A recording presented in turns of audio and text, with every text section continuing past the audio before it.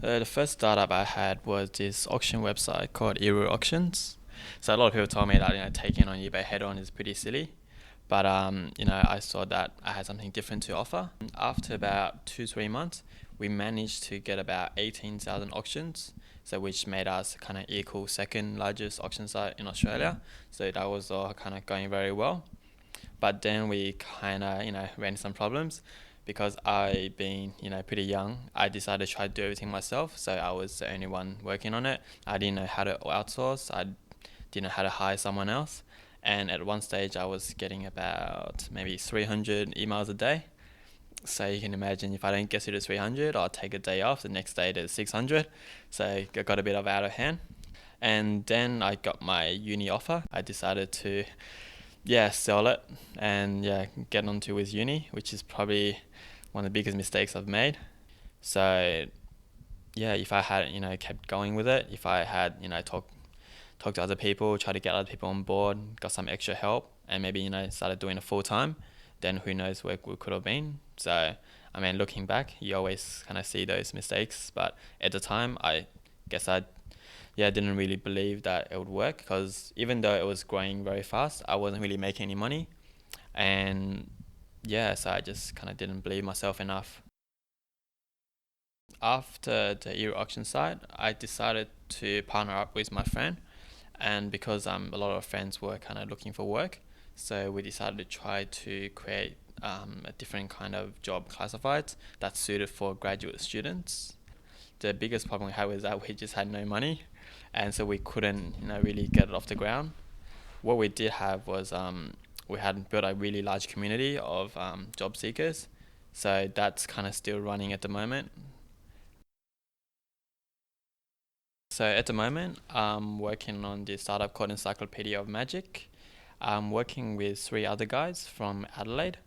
So we've been doing this for about 12 months now. We're all very passionate about magic and we kind of want to share magic. Magic is a bit of a kind of a dying art. So what we decided was to create a website that teaches people magic, make it more fun, make it easy to learn. So we first started on YouTube, just offering magic lessons for free to kind of validate our idea. And within a short space of time, we got about 15,000 subscribers and about 2 million views. So that kind of told us there was a big market out there and a lot of people interested. And early on this year, we launched our website, which is a subscription website. So basically what happens is people sign up and they pay a small subscription fee every month to access all our videos. So we got quite a bit of traction with that. That's actually quite going well. I think being magic, that really helps. It's something very interesting and unique, and people just love it. We're also looking to take magic into kind of different places. For example, corporate. So a lot of magicians, they do corporate events, just like entertaining. But what we thought is actually use magic to kind of convey different concepts and as like a team bonding. In terms of future startups, I guess I've always got ideas. I have a little black book with like hundreds of different ideas. Maybe we'll see how this one goes first, and if it doesn't work out, we can always work on something else. But we'll learn something from it. So obviously, being in Australia, it's not as big a market as it might be in the US, but I think disadvantages aside, there are some advantages. You're kind of like you can be the big fish in a small pond. It's easier to get traction in Australia because you're working with less competitors. I think it's easier to kind of validate your idea.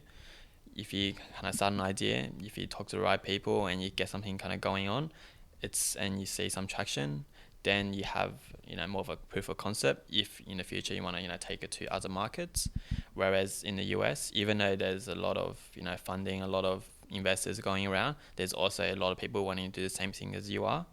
So in some circumstances, it might actually be harder to get noticed. A lot of things I didn't know. I didn't know how to get funding. I didn't know about working with other people, hiring people. I just thought that if I started hiring other people, it would cost too much. So I just try to kind of do everything myself. And that's a pretty big lesson to try to outsource and try to delegate tasks and not trying to do everything yourself. Yeah, I've had a lot of failures, but I think every time I failed at something, it's a very good experience, and I learned a lot from it. And I've learned some of the most important lessons about business and running a startup from my first few failures. Finding the right people to work with, having the right support for you, believing in your idea, and yeah, just really keep going and not giving up so easily. So yeah, those are some of the biggest lessons you can learn, and yeah, I learned them from my failures. Finding the right people, whether it's like having the right partners or finding the right people to work for you with the skills you need.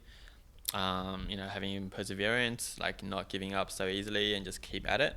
And the last thing would be just being passionate about what you do, loving what you do. So when things aren't really going well, if you still love what you do, you can keep going. So I think those are the three biggest factors, and a bit of luck.